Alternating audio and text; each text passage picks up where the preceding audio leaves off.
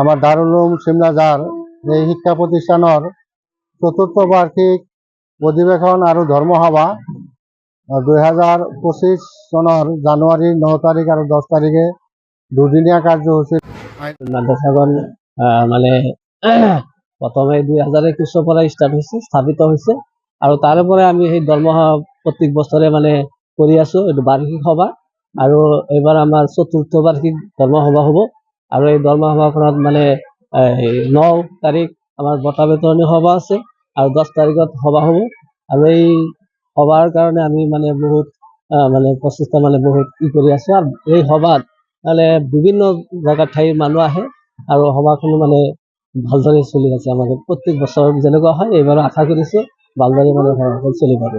কেইদিনা কাৰ্যসূচী হ'ব? 2 দিনৰ কাৰ্যসূচী। কিমান তাৰিখত? হ্যাঁ, কিমান তাৰিখত হ'ব?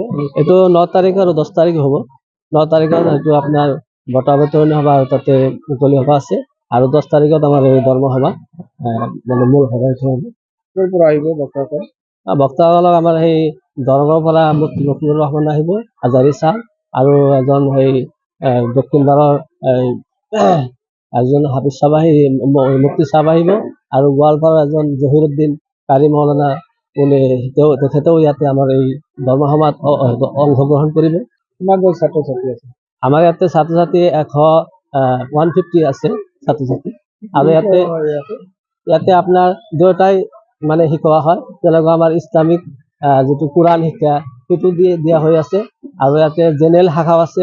আমাৰ ইয়াতে জেনেৰেল শাখা ক্লাছ অংকুৰৰ পৰা ক্লাছ 4 লৈকে যে পাইছে আৰু সেই খালি অংকুৰৰ পৰা 4 লৈকে যে পাইছে তাতে আমাৰ কোৰআন শিক্ষাটো দিয়া হয়। তাৰপিছত যিটো জেনেৰেল শাখাৰ গণিত, ইংৰাজী, অসমীয়া, হিন্দী গোটেই মানে আছে আমাৰ ইয়াতে মানে শিকোৱা হয়।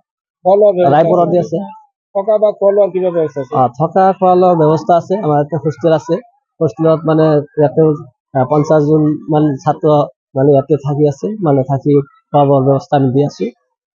অনুদান মানে আমি ইমান এতিয়ালৈকে পোৱা নাই, যিহেতু ইয়াতে নতুন মাদ্ৰাসা মানে আৰম্ভ হৈছে আৰু যিখিনি কাম মানে কৰিব লাগে চৰকাৰৰ আমি কৰিছো মানে চৰকাৰৰ পৰা দিব কিজানি ৰাইজৰ দান-বৰঙণি চলে আৰু আমি ইয়াৰ পৰা ফিজো লওঁ।